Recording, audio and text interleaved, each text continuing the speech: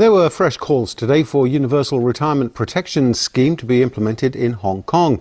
But a scholar said this will take time.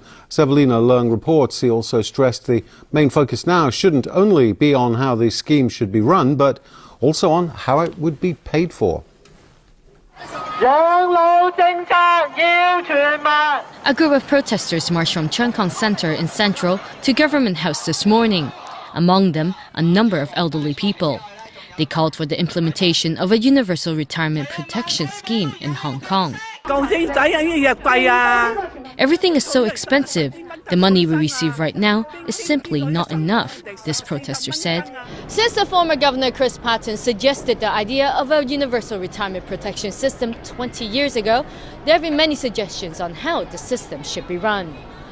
But during an interview with TVB News Today, Nelson Chow, an academic tasked by the government to evaluate different ways to run the scheme, said money is a big concern.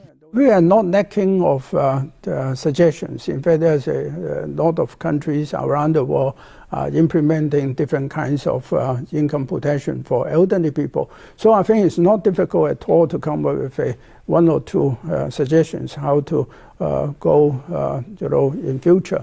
But I think basically it's a matter where comes the money. Chow said there are about 1 million people aged 65 or above in Hong Kong, and if they're given $4,000 a month under the scheme, the government will have to fork out an extra $48 billion a year.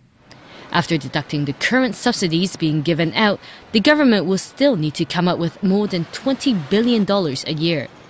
Chow says one of the ways to make this scheme affordable is to require contributions from both employers and employees.